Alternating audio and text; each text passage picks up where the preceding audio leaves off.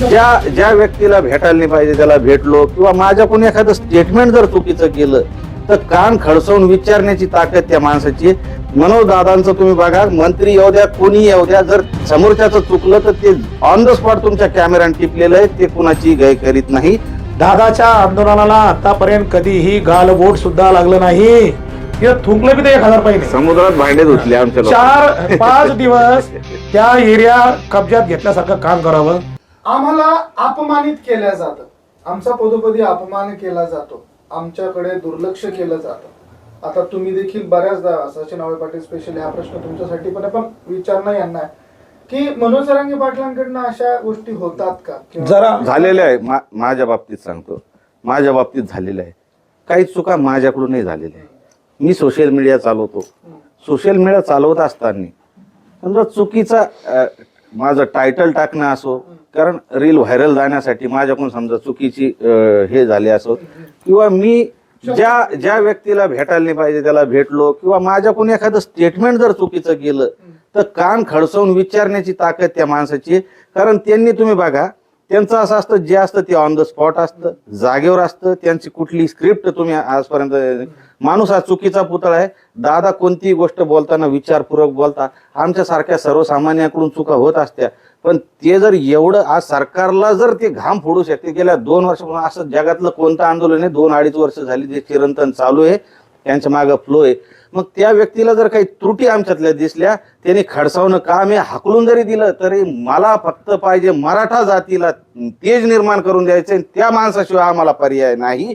म्हणून आम्ही त्यांना वडीलधारे मानून आम्ही त्यांनी काही जरी बोललं तर माझी तीच विनंती आहे, मनोज दादांचं तुम्ही बघा, मंत्री येऊ द्या कोणी येऊ द्या, जर समोरच्याचं चुकलं तर ते ऑन द स्पॉट तुमच्या कॅमेऱ्याने टिपलेलं आहे, ते कुणाची गय करीत नाही. आमच्यासारख्या सर्वसामान्यांचं काय? तुमच्या दोघांसाठी एक नाही आता सगळ्यात ऐका ना, हा विषय कंप्लीट होऊ द्या. मला एक म्हणायचं आहे का, यांचं म्हणणं बरोबर आहे की अविरत एवढं आंदोलन 2.5 वर्ष चाललं. अक्षरशः आपल्या देशातले अनेक आंदोलन आपण बघितले. सगळ्यात मोठी गोष्ट दिल्लीचं शेतकऱ्यांचं आंदोलन बघा, चिरडून टाकलं गेलं. अण्णा हजारेंचं आंदोलन बघा, चिरडून टाकलं गेलं. भले ते सत्तेत आले, आप म्हणून पुढे आले, सोडून द्या. अगदी अलीकडच्या काळातलं आंदोलन आहे बच्चू कडूंचं शेतकरी आंदोलन, चिरडून टाकलं आंदोलन. हे ताजेतवाने उदाहरण आहे. दादाच्या आंदोलनाला आतापर्यंत कधीही गालबोट सुद्धा लागलं नाही.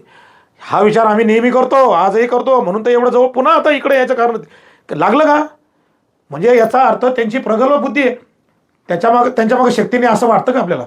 जर यांनी ठरवलं असतं, सत्ताधारी आहेत आणि वन साईड आहेत, यांनी ठरवलं ते काही क्षणात आंदोलन चिरून टाकू शकले असते. मुंबईसारख्या ठिकाणी तुम्हाला माहिती आहे, तो जो परिसर होता CST परिसर, छत्रपती शिवाजी महाराज टर्मिनस परिसर आणि आझाद मैदान, तिथं थुंकलं 1000 रुपये नाही. मग आपल्या पोरांनी काय काय केलं मला न सांगितलेलं बरं. किती आहे तिथं थुंकलं बी ते 1000 रुपये नाही. समुद्रात भांडे धुतले आमच्या 4-5 दिवस त्या एरिया कब्जात घेतल्यासारखं काम करावं. हे कोणाच्या जोरावर? जर हा माणूसच तिथं नसता, काय कोण आपण आता जा बरं मुंबईत आणि बसून दाखवा बरं 5 दिवस तिथं त्या CST गाडी लावून दाखवा, गाडी लावून दाखवा मला तुम्ही. नाही होऊ शकत. तर काय असतं माहिती का, काही गोष्टी अशा असतात. कारण मी तुम्हाला सांगतो, याचे उदाहरणं देतो की दैवी स्वरूप आणला हरकत नाही ना. अहो त्यांच्या शरीराची आता खिळखिळी झालेली आहे, त्यांना वागता येत नाही, बसता येत नाही, उठता येत नाही. काही लोकांनी घालून दिलं, देव मानलं. मला सांगा, देवाऱ्यात देव आहे कोणामुळे? देव पाहायला का कोणी? नाही, देवाऱ्यात देव आहे कोणामुळं असू द्या. आता आहे नाही आहे तो याचा विषय, संशोधनाचा विषय. पण कोणामुळे आहे? छत्रपती शिवाजी महाराजांमुळं. आणि भारतात संविधान आहे कोणामुळे? डॉक्टर बाबासाहेब आंबेडकरांमुळं. मग आज महाराष्ट्रात मराठा आहे हे लोकांना दाखवणारा कोण आहे? जगभर जरांगे पाटलामुळं. मग ठीक आहे ना, राहा ना उभा. नाही जमत ना, आता आम्हाला काही गोष्टी नाही पटल्या, आम्ही असं तोंड मारीत नाही फिरलो कुठं, आम्हाला नाही जमलं ते. नाही तर आम्ही एवढा संघर्ष केलेला आहे, भयंकर गोष्टी आहेत. आणि मी तुम्हाला सांगतो त्या विषयावर चर्चा, आपल्या मध्ये एक विषय राहून गेला, जसं केदारचा. यांनी अनेक गोष्टी सांगितल्या, आज चौऱ्याला आमचं हे गेलं ते गेलं. तेव्हा आम्हाला आरक्षण होतं का? 94ला आम्हाला आरक्षण होतं का? आरक्षणाचं आम्ही पात्र होतो. कोणामुळं? मंडल कमिशननं सुचवलं होतं. पण ठीक आहे, आमचे काही दुर्दैवी नेते की त्या काळात ते करू शकले नाही, ते आमचं दुर्दैव सोडून द्या.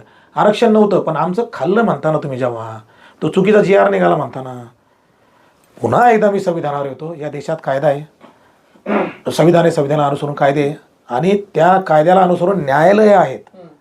मग तुमचं जर आरक्षण खाल्लं असं तुम्ही म्हणता वारंवार आणि न्यायालयात जा ना, इकडे कशाला बोल राहील तुम्ही? तुमच्याकडे पुरावे आहेत ना, खाल्लं. मग तुम्ही न्यायालयात का जात नाही? तुमच्याकडे पुरावे आहेत ना. अरे जा ना न्यायालयात. इकडे काय ह्याला बोंबलो राहिले?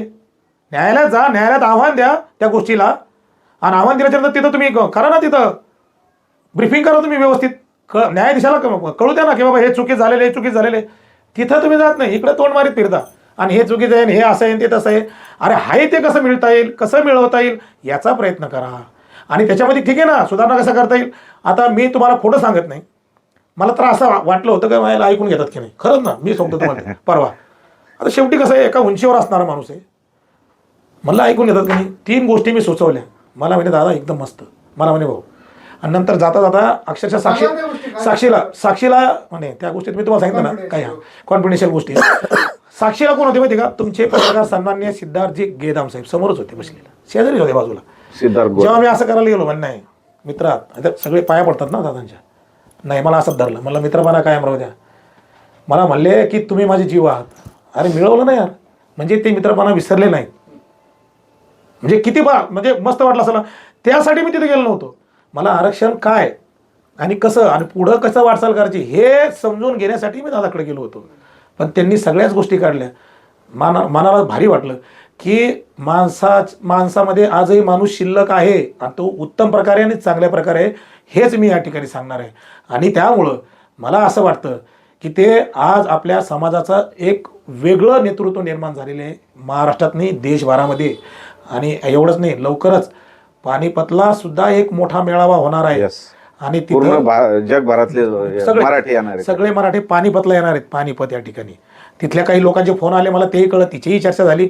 विचार करा की नुसतं महाराष्ट्रात नाही तर महाराष्ट्राच्या बाहेर विखुरल्या गेलेला मराठा. परवा आम्ही दिल्लीला जाऊन आलो. दिल्लीला घाम फुटला जेव्हा आम्ही येणार. मराठा जर एकत्र करू शकतात आणि दिल्ली शहराला घाम फोडू शकतात, तर याच्यापेक्षा प्रबळ नेता आपल्याला कोण भेटणार आहे? तुम्ही जसं म्हणालात, तुमच्या प्रश्नावर येतो पुन्हा, तुम्ही म्हणालात आतापर्यंत किती झाले? आता 22वा मुख्यमंत्री ना, 21वा. त्याच्यापैकी 14 आमचे झाले.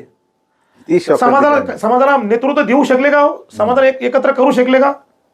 फक्त मराठा क्रांती मोर्चा एकत्र करू शकला, पण एकत्र ठेवू शकला नाही. यांनी एकत्र आणलेही, यांनी लोकांना न्यायही दिला, आणि आता याच्या पुढे एकत्रित टिकवतील याची शाश्वती आम्हाला आहे. म्हणून यापुढे आम्ही दादांसोबत आहोत आणि दादांसोबत राहू, एवढंच आपल्याला या ठिकाणी. मराठ्यांचे एवढे मुख्यमंत्री झाले, 13-14 मुख्यमंत्री झाले. मराठा मुख्यमंत्री मराठ्याला न्याय देऊ शकत नाही जेव्हा लोकांना कळालं, म्हणून मराठा व्यतिरिक्त मुख्यमंत्री झाले आणि आरक्षण देऊ शकते अशी अपेक्षा आम्हाला होती. आणि बऱ्यापैकी त्याच्यावर काम चालू आहे, झालेलं आहे. आपण आता बघू शकतोय तो हा विषय. पण जे विरोधक काही म्हणतायत की हे मुंबईला गेले, पहिल्या वेळेस फसवणूक झाली, हे वापस आले, गुलाल उधळला, दुसऱ्यांदा आले, फसवणूक झाली. आम्ही काल परवा मनोज दादांशी पुन्हा चर्चा केली. दादा म्हणले 50 वर्षाचा लढा आहे, 50 वर्षापासून आपण लढतोय, आता जे मिळालं ते काय कमी का? आणि तुम्ही परवाचं एमपीएससीचं आंदोलन बघा, त्या ठिकाणी फक्त मनोज दादा म्हणले या पोरांचा प्रश्न सोडवता का? इथं कुठल्या जातीचे ते माहित नव्हतं. इथं पुणे जाम करून दाखवू का? तर इकडून आमच्या गाड्या निघल्या होत्या. म्हणजे लोकांचा उत्साह तेच नाही. आमची जर फसवणूक झाली म्हणलं तर जाऊ ना. अरे जेव्हा लढाई होत होत्या तर ते काय एकाच वेळेस जाऊन किल्ले जिंकायचे? छत्रपती शिवरायांनी तळ केला होता. 2 पावलं मागे 23 किल्ले द्यावे लागले होते. 23 किल्ले त्यांना द्यावे लागले होते, पण ते पुन्हा मिळवण्याची ताकद ही मराठ्यांमध्ये आहे. आणि अजून दुसरा विषय, ते काही लोक जे बोलतायत ना की यांचा फसवणूक झाली, त्यांना आमचं स्पष्टपणे आव्हान आहे, तुमच्याकडे बी प्लॅन काय तयार आहे? तुम्ही मराठ्यांना किती दिवसात आणि कशा पद्धतीने आरक्षण देऊ शकता, तो तुम्ही लढा उभा राहा. जर तुमचा लढा योग्य असेल, पण मनोज जरांगे पाटलाला नाव ठेवून आणि ह्या आमच्या GR ला जर नाव ठेवून तुम्ही मोठं व्हायचा प्रयत्न करा, आम्ही तुम्हाला विरोध करू. पण जर तुमच्याकडे बी प्लॅन असेल आणि इन्स्टंट वर्ष 6 महिन्यात जर तुम्ही मनोज दादापेक्षाही चांगलं कार्य करत असेल, तर तुमच्या बी पायात बुटं घालायला तयार आहे आम्ही, आणि तुमच्या बी पाया पडायला तयार आहे, पाय धुवायला तयार आहे. तुमचा फोटो आमच्या देवघरात आणि आमच्या घरात लावायला त्या स्वयंघोषित जे काही असतील, जे स्वतःला काही फक्त संघर्ष होता आमच्यासाठी एकच.